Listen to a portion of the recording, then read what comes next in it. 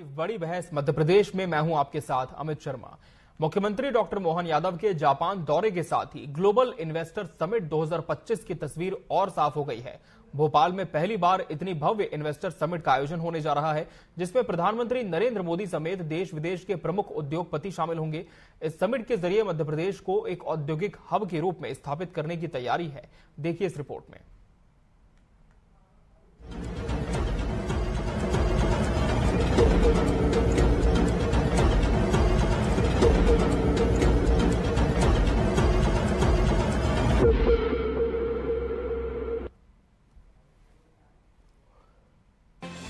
मुख्यमंत्री डॉक्टर मोहन यादव का 4 दिवसीय जापान दौरा मध्य प्रदेश के औद्योगिक विकास और निवेश को बढ़ावा देने की दिशा में महत्वपूर्ण कदम साबित हुआ। इस यात्रा के दौरान उन्होंने टोक्यो, ओसाका और क्योटो में विभिन्न निवेशक बैठकों, बिजनेस समिट और औद्योगिक दौरे किए। जापान ग्लोबल इन्वेस्टर समिट 2025 का कंट्री पार्टनर बनेगा। ईवी, टेक्नोलॉजी, ऑटोमोबाइल और स्मार्ट इंफ्रास्ट्रक्चर में निवेश बढ़ेगा। नई औद्योगिक नीतियों के तहत जापानी कंपनियों को सिंगल विंडो क्लियरेंस और सब्सिडी मिलेगी। पर्यटन और सांस्कृतिक सहयोग को बढ़ाने के लिए नई रणनीति बनाई गई है। तो जापान में आईटी, ऑटोमोटिव, फार्मास्यूटिकल, बायोटेक लगभग 100 से ज्यादा भारतीय कंपनियां हैं। ये भी सुन के आनंद आ गया। उसमें एचसीएल, टीसीएस, इन्फोसिस, विप्रो, आयो, ये जो अपने मान के चलो कि कौन सी कंपनी अपने यहाँ कम पड़ रही है, लेकिन ये भारतीय कंपनियों से जुड़ करके भी यहाँ काम कर रही है। ये भारतीय कंपनियां तो है। इन्फोसिस, महिंद्रा, टाटा स्टील। तो वो गया जमाना जब हम केवल किसी और कारण से किसी और की तरफ देखते थे। हमको भी अपना गर्व होता है कि हमारे साथ जुड़ करके परस्पर एक दूसरे पे पूरक होकर के, एक दूसरे का साथ दे करके इस तरह की ताकत हम बन रहे हैं। मध्य प्रदेश की सबसे भव्य ग्लोबल इन्वेस्टर समिट 2025 भोपाल में होने जा रही है। मुख्यमंत्री डॉक्टर मोहन यादव और प्रधानमंत्री नरेंद्र मोदी की उपस्थिति में ये समिट नए निवेश और औद्योगिक विकास का बड़ा मंच बनेगी। विपक्ष ने भी इस विषय पर अपनी राय रखी है। मध्य प्रदेश में क्या वो उद्योगपति वापस आएंगे फिर से, जो बैंकरप्ट हो चुके हैं, जिनका दिवाला निकल चुका है? क्या वो उद्योगपति फिर से आएंगे जिन्होंने घोषणा की थी कि हर घंटे हम 5 करोड़ का इन्वेस्टमेंट करेंगे? क्या वो उद्योगपति यहाँ पर फिर से वापस लाकर तमाशे में शामिल किए जाएंगे, जिन्होंने जो है 15 साल पहले कहा था कि मध्य प्रदेश की सरकार का जितना बजट है उस बजट से 2 गुना हम मध्य प्रदेश में निवेश करेंगे? कहाँ हैं वो सब जो है फूल के सुकुमार लोग, राजकुमार लोग जो इस प्रदेश में इतना इन्वेस्टमेंट करने वाले थे? हम तो कर्जे में धंसते जा रहे हैं। हर आदमी पर जो है, जब ये कहानियां कही जा रही थी, हमारे ऊपर जो है 10,000 रुपए का कर्जा था, आज 50,000 रुपए का कर्जा है हर आदमी पर। हमारे जो नाती पोते पैदा होंगे वो भी 50,000 चुकाएंगे। Global investor summit 2025 Madhya Pradesh की औद्योगिक छवि को नई ऊंचाइयों पर ले जाने का प्रयास है। प्रधानमंत्री नरेंद्र मोदी और उद्योग जगत के दिग्गजों की मौजूदगी इसे ऐतिहासिक बनाएगी।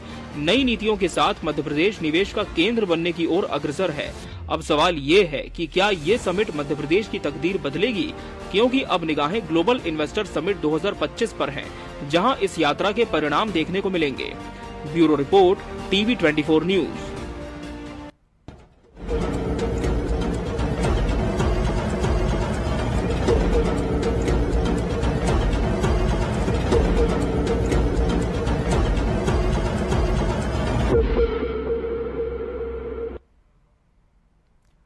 जय जय मध्य प्रदेश। जी हां, मध्य प्रदेश की जय करना लाजमी भी है और ये जरूरी भी इसलिए हो जाता है क्योंकि लगातार नए निवेश यहां पर आ रहे हैं, ऐसे सरकार दावा करती है। पहले रीजनल इन्वेस्टर समिट होती थी, इंडस्ट्रियल कॉन्क्लेव्स होती थी, लेकिन अब ग्लोबल की तरफ ये जो समिट्स हैं वो बढ़ती हुई नजर आ रही है।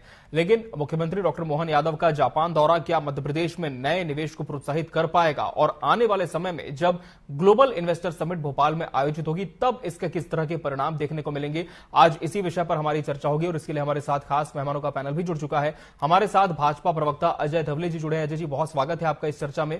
कांग्रेस प्रवक्ता संतोष गौतम जी प्रतिपक्ष का पक्ष रखेंगे। संतोष जी, आपका भी बहुत बहुत स्वागत है। अर्थशास्त्री लोकेश भारती जी भी हमारे साथ इस चर्चा का हिस्सा है, जो कि हमें बताएंगे कि आखिर इन समिट से किस तरह की उम्मीदें की जा सकती है। लोकेश जी, आपका भी बहुत बहुत स्वागत है। अजय जी, लगातार regional industrial conclaves Madhya Pradesh में होती आई हैं और पिछले 1 साल में कई इंडस्ट्रियल कॉन्क्लेव्स हमने देखी। अब जब मुख्यमंत्री डॉक्टर मोहन यादव जापान दौरे पर गए थे, निवेशकों से उन्होंने चर्चा की है, उद्योगपतियों से मिले हैं, तो क्या यह माना जाए कि अब फरवरी में जो ग्लोबल इन्वेस्टर समिट होगी उसमें मध्य प्रदेश में नए निवेश के द्वार खुलेंगे, उद्योगपतियों को और प्रोत्साहन मिलेगा?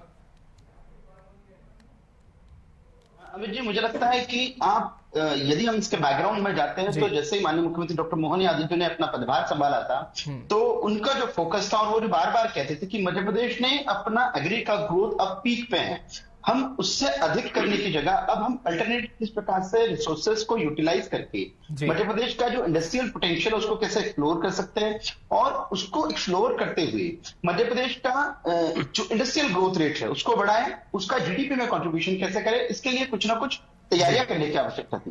तो जो एक प्राइम ऑफिस से निकल के आया कि हम जो इन्वेस्टर समिट करते हैं उसको कहीं ना कहीं हम सेक्टर वाइज और रीजन वाइज डिफाइन करते हैं। फिर हमने देखा कि मध्य प्रदेश में रीजनल इंडस्ट्री कॉन्क्लेव हुआ, अभी तक के 7 रीजनल इंडस्ट्री कॉन्क्लेव संपन्न हो चुके हैं, कुल 3 लाख करोड़ से अधिक का निवेश उन रीजनल इंडस्ट्री कॉन्क्लेव से प्रस्तावित है। उसके बाद माननीय मुख्यमंत्री डॉक्टर मोहन यादव जी के इंटरेक्टिव सेशन हुए, विभिन्न शहरों में गए, वो कोयम्बटूर में गए, वो मुंबई में गए, बेंगलोर में गए, कोलकाता में गए। तो इन इंटरेक्टिव सेशन के माध्यम से भी वहां के जो बिजनेस लीडर्स थे, वहां के जो इंडस्ट्री लीडर्स थे, उनके साथ में एक विचारों का आदान प्रदान हुआ। मध्य प्रदेश कैसे एक फ्यूचर रेडी इन्वेस्टमेंट के लिए स्टेप है वो उन्होंने वहां एक्सप्लेन किया, और इंडस्ट्री लीडर्स को उन्होंने कन्विंस किया कि मध्य प्रदेश के पास जो नेचुरल रिसोर्सेस है, मध्य प्रदेश के पास जो पोटेंशियल है, मध्य प्रदेश के पास जो वाटर, ये सारी चीजें ऐसी है जो किसी भी स्टेट के लिए और किसी भी डिस्ट्रिक्ट के लिए ये फ्रूटफुल है। तो निश्चित रूप से उसके माध्यम से भी हमने देखा कि इंटरेक्टिव सेशन भी बहुत सक्सेसफुल हुए। तत्पश्चात माननीय मुख्यमंत्री डॉक्टर मोहन यादव जी का यूके और जर्मनी का जो दौरा हुआ, उससे भी लगभग 78,000 करोड़ रुपए का निवेश मध्य प्रदेश को प्राप्त हुआ है। और हाल ही में जापान का जो दौरा किया, तो जापान जैसे कि आप हम सभी जानते हैं ये भारत के साथ में फ्रेंडली नेशन है, और जापान का जो टेक्नोलॉजी में एनकपास है वो बहुत वास्ट है। तो मुख्यमंत्री जी ना ऑटोमोबाइल सेक्टर की बात करें, फार्मास्यूटिकल्स की बात करें, इनोवेशन की बात करें, तो उस सारे दृष्टि से, और जापान किस प्रकार से हमारा जो फरवरी 2025 में ग्लोबल इन्वेस्टर समिट प्रस्तावित है, तो 24-25 फरवरी को, तो उस इन्वेस्टर समिट के लिए जापान का भी क्या कंट्रीब्यूशन हो सकता है, तो वहां के बिजनेस लीडर्स के साथ में बातचीत करने के लिए मुख्यमंत्री जी का ये दौरा जो आज संपन्न हुआ है। बिल्कुल संतोष जी, प्रश्न ये है अमित जी कि किसी सरकार का इंटेंशन, मुख्यमंत्री डॉक्टर मोहन यादव जी ने सरकार में आते ही स्पष्टता के साथ में कह दिया था कि वर्ष 2025 को हम उद्योग वर्ष के रूप में मनाएंगे, और मध्य प्रदेश किस प्रकार से देश की जीडीपी में कंट्रीब्यूट करे, और हम इंडस्ट्रीज के माध्यम से किस प्रकार से रोजगार का सृजन कर सके, किस प्रकार से मध्य प्रदेश को एक निवेश पूरक स्टेट बना सके, किस प्रकार से मध्य प्रदेश का जो अनटैप्ड पोटेंशियल है उस पोटेंशियल को यूटिलाइज कर सके। तो इन सार्थक उद्देश्यों के साथ में मुख्यमंत्री जी ने ये सारी रीजनल इंडस्ट्री कॉन्क्लेव, फिर इंटरेक्टिव सेशन, फिर उनके ये विदेशों के दौरे, इन सभी विषयों का एक मार्ग प्रशस्त करने का उद्देश्य साफ है कि मध्य प्रदेश को इंडस्ट्रीज के माध्यम से, निवेश के माध्यम में मध्य प्रदेश को अग्रणी खड़ा करना, और देश के जो टॉप 10 इकोनॉमीज हैं उनमें मध्य प्रदेश इस प्रकार से कंट्रीब्यूट कर सके। बिल्कुल, अर्थव्यवस्था को मजबूत करना ये तो निश्चित तौर पर एक बड़ा ध्येय है ही सरकार का।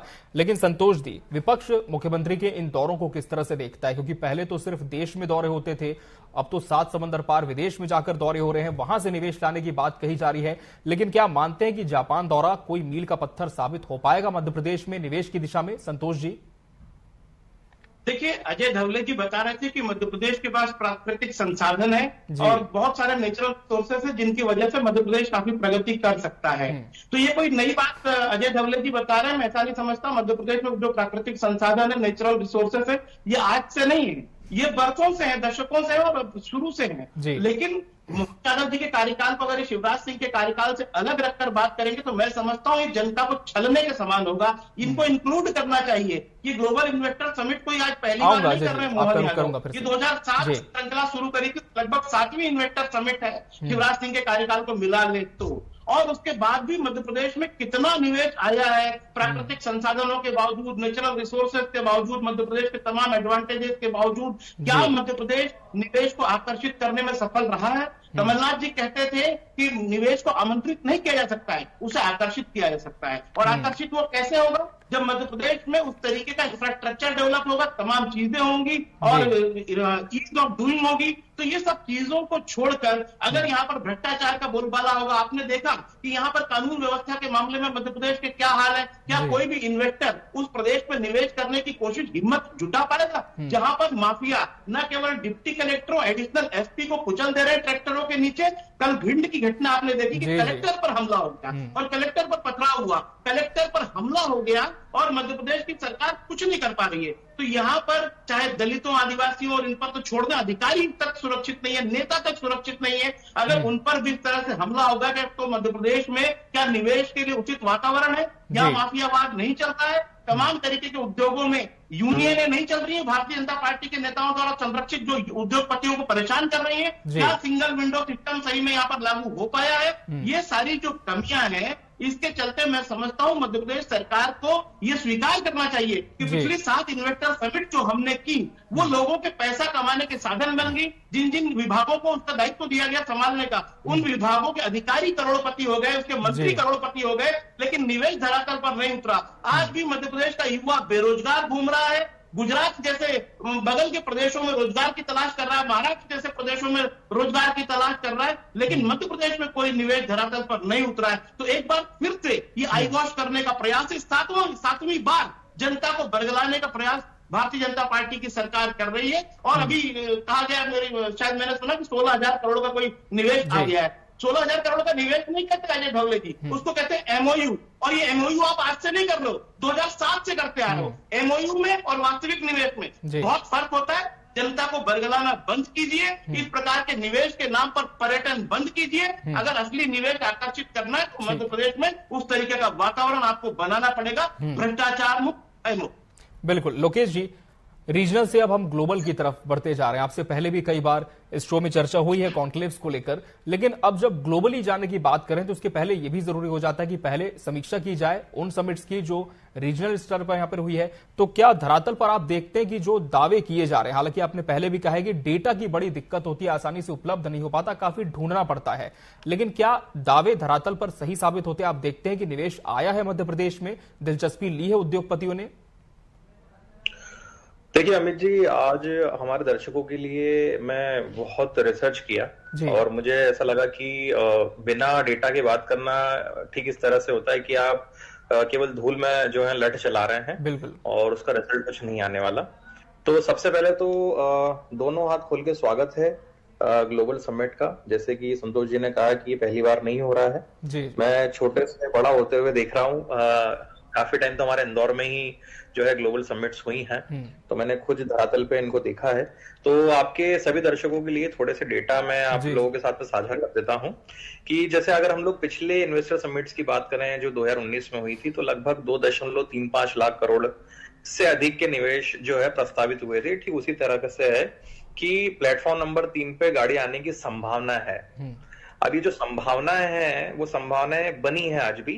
और फिर से मैं कहूंगा कि ये जो डेटा था वो तो मिल गया मुझे कि लगभग 2.3 लाख करोड़ निवेश होना प्रस्तावित थे।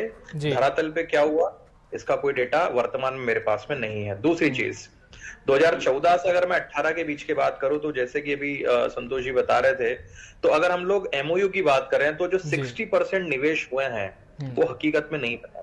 मतलब अगर 100 में से 60% एमओयू हुआ जी, वो एमओयू की इन्वेस्टमेंट में कन्वर्ट नहीं हुआ है सर। और ये मैं नहीं बोल रहा हूं, ये मैं आपको सोर्स भी बता देता हूं, Madhya Pradesh industrial development report जो है वहां से मैं डेटा की बात कर रहा हूं जी। तो 60% हमारा एमओयू जो है वो हकीकत में नहीं बदला।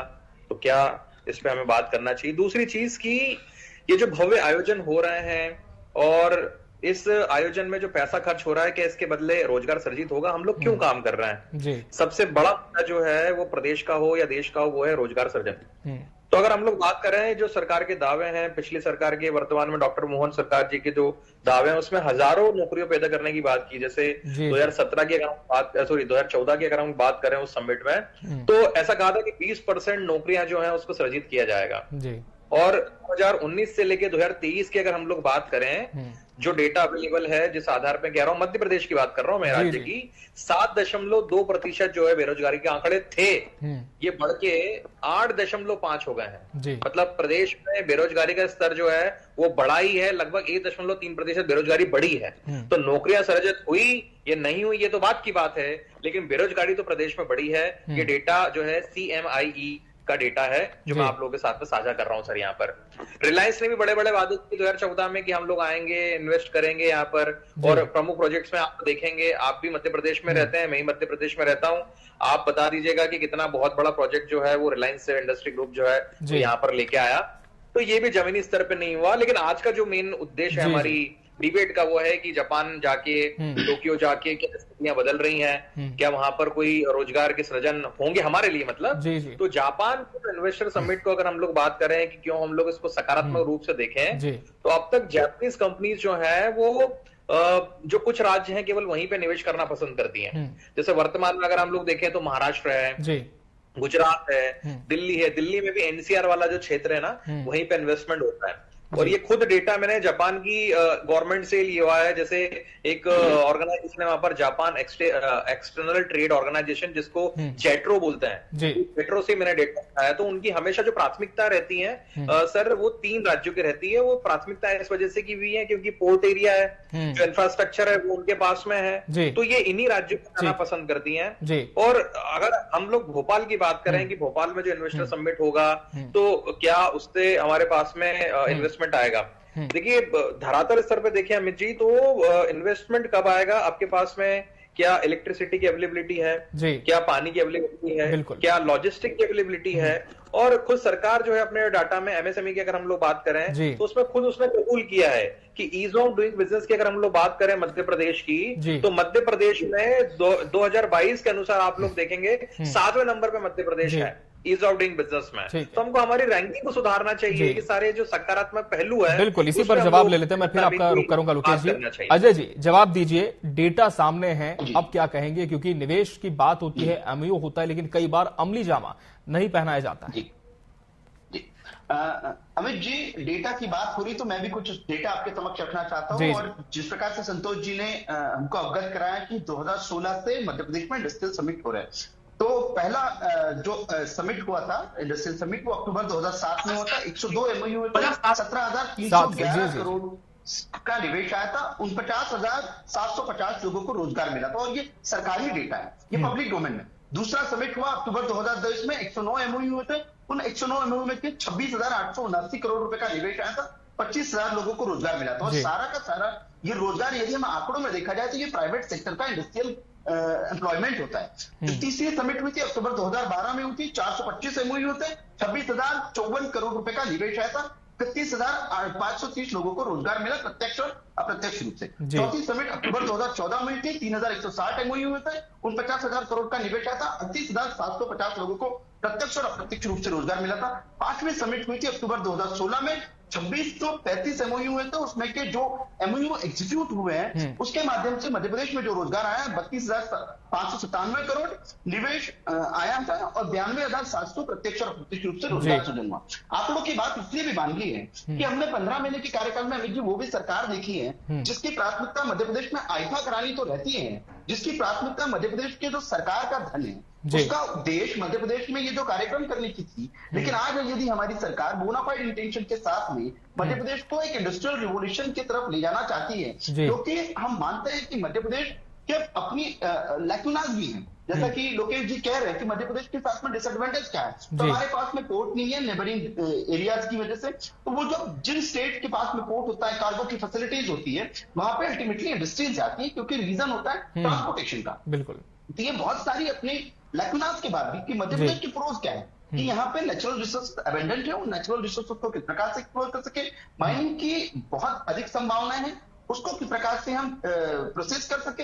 इन सारी बातों को लेकर मुख्यमंत्री जी स्पष्टता के साथ में काम कर रहे हैं। यदि कांग्रेस इस बात पे भी आपत्ति लेती है कि सरकार प्रयास क्यों कर रही है, तो मुझे लगता है ये बेमानी है। एक सशक्त विपक्ष को सशक्त विपक्ष की भूमिका निभाने की आवश्यकता है। सरकार यदि सार्थक प्रयास करी तो विपक्ष को प्रश्न पूछने चाहिए, लेकिन सरकार की मंशा पे यदि विपक्ष सवाल खड़ा करेगा तो मुझे लगता है कोई भी सरकार काम नहीं कर सकेगी। कमलनाथ भी डावोस जाते थे और वर्षों से डावोस जा रहे, खूब एक इंडस्ट्रियलिस्ट है, तो कमलनाथ जी से भी प्रश्न पूछा जाता है कि हर बार डावोस जाने से इंडस्ट्रियल प्रोजेक्ट नहीं मिलते, आपके इंटेंशन का सवाल होता है। जो मुख्यमंत्री doctor Mohan Yadav ji intention intention के साथ में आज काम कर रहे, तो मुझे लगता है उसकी तारीफ ही होने की आवश्यकता है। और मध्य प्रदेश ने जो निश्चित लिया है कि एक उद्योग वर्ष के रूप में 2025 को मनाएंगे, रोजगार सृजन के लिए मध्य प्रदेश आगे बढ़ेगा, उन सारी बातों के लिए मुझे लगता है कांग्रेस ने समर्थन करने की आवश्यकता। संतोष जी, क्या सवाल विपक्ष का सिर्फ सरकार की मंशा पर है या प्रयासों पर भी है?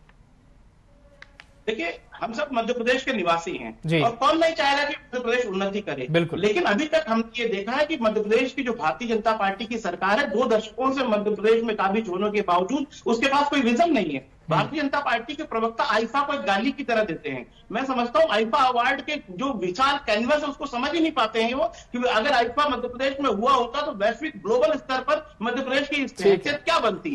तो इनके पास कोई विजन नहीं है। आईफा को या इन्वेस्टर समिट को ये लोग इस तरीके से लेते हैं जब कि बिल्कुल इनके लिए मनोरंजन के साधन हो जाते हैं। आईफा के नाम पर कमलनाथ जी पर उंगली उठा दी। अरे भाई, कोई और मुख्यमंत्री किसी की इतनी जिसको कहते हैं कि इतनी पहुंच नहीं थी कि वो आईफा अवार्ड बॉम्बे को छोड़ के दुख को छोड़ के इंदौर में करा सकता था। लेकिन उसके बावजूद अगर कमलनाथ जी इस बात की कोशिश कर रहे थे तो उसको प्रेस संतोष जी, लेकिन ग्लोबल इन्वेस्टर समिट को लेकर क्या आप देखते हैं, क्या विजन होना चाहिए?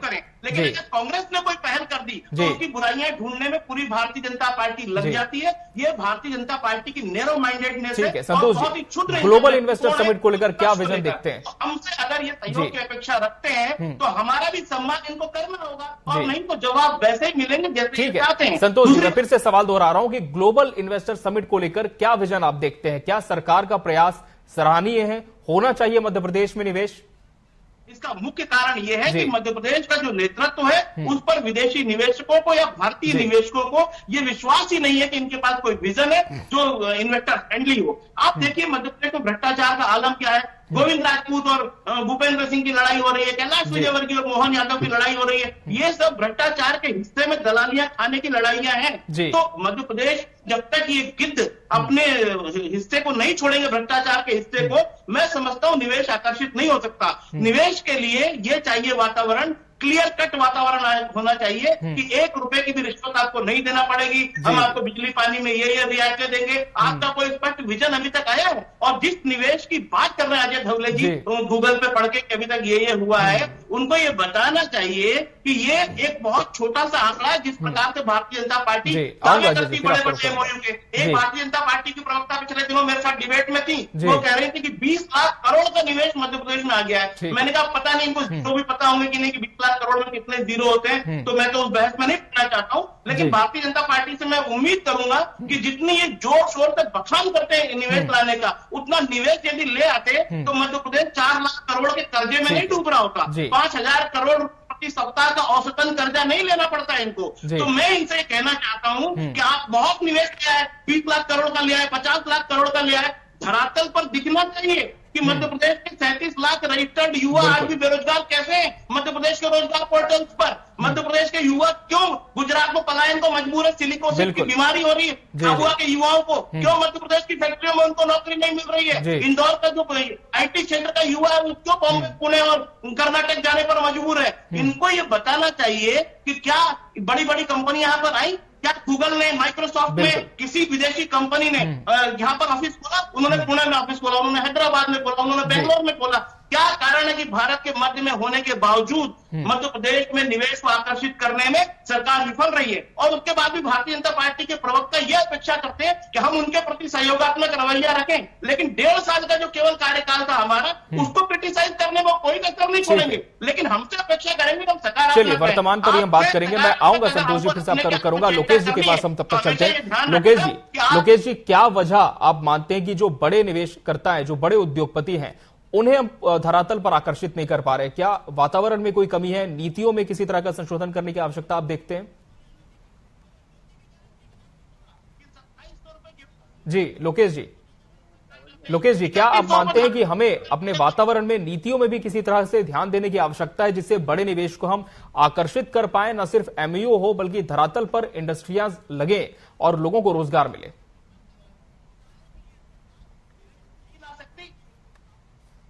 लोकेश जी, आपको मेरी आवाज मिल पा रही है? जी बोलिए अमित जी। लोकेश जी, क्या आप देखते हैं कि धरातल पर जो वो वातावरण हम निवेशकों को दे पा रहे हैं जिसकी उन्हें आवश्यकता है और जिससे निवेश आकर्षित हो मध्य प्रदेश में, या फिर किसी तरह के बदलाव की आवश्यकता आप नीतियों में, योजनाओं में देखते हैं? जी धन्यवाद अमित जी। देखिए, आज की डिबेट हमारी पूरी थी कि ग्लोबल इन्वेस्टर समिट जो है वो कितना सक्सेसफुल होगा। तो मैं ये कहूंगा कि अगर हम लोग मध्य प्रदेश इकोनॉमिक सर्वे की बात करें लास्ट ईयर की 2023 की जो अवेलेबल है, तो उसमें ये डेटा है कि 2014 से लेके 2024 तक अगर हम लोग देखें तो जो इन्वेस्टर समिट्स हुई हैं उसमें अगर हम लोग मध्य प्रदेश को मैन्युफैक्चरिंग हब बना दें, देखिए हम लैंडलॉक्ड हैं, ये हमारी स्पेशलिटी भी है और ये नुकसान भी। जैसे अभी मैंने आपको बताया कि हमारे पास पोर्ट एरिया नहीं है, लेकिन हम लोग इस स्थलपुर रहे हैं, तो बाकी राज्यों से हम लोग कनेक्टेड हैं। तो अगर हम लोग एक मैन्युफैक्चरिंग हब बना दें मध्य प्रदेश को, तो समस्या ही समाधान है अपने आप में। वर्तमान में क्या स्थिति है अमित जी इसमें कि 5% से ज्यादा हमारे यहाँ पे मैन्युफैक्चरिंग नहीं होता है। मतलब अगर हमारे पास 100 वस्तुएं हैं तो केवल 5 चीजें यहाँ बनती, बाकी हम लोगों को मंगानी पड़ती है। तो अगर हम लोग ग्लोबल इन्वेस्टर समिट्स कर रहे हैं, रीजनल इन्वेस्टर समिट्स कर रहे हैं, ये लास्ट टाइम में मैंने आपको कहा था, तो हम लोग हमारे यहाँ चीजें बनाना स्टार्ट करें रेदर देन कि हम लोग यहाँ पे लाके असेंबल कर लें। नंबर 1 चीज।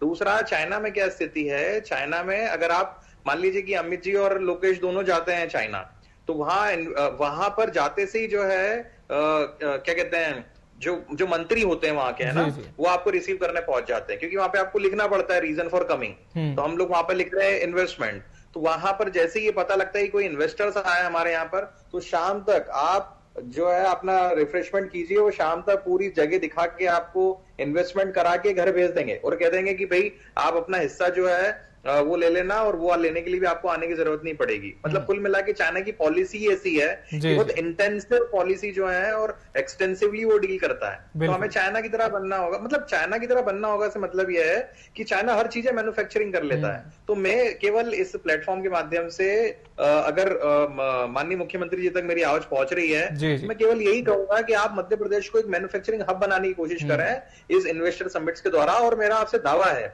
मैं बहुत छोटा हूं एज में, लेकिन मुझे ऐसा लगता है कि जो थोड़ी बहुत मेरी समझ है, अगर ये हो गया तो आप खुद भी इसको रिकॉर्डेड देखेंगे कि अगर हम मैन्युफैक्चरिंग हब बना देते हैं, हमारा प्रदेश जो है उसको पीछे पलट के देखना नहीं पड़ेगा, हम अग्रणी राज्यों में एक रहेंगे मध्य प्रदेश। ऐसा मेरा आपसे निवेदन भी है और ऐसा मेरा सजेशन भी है सर।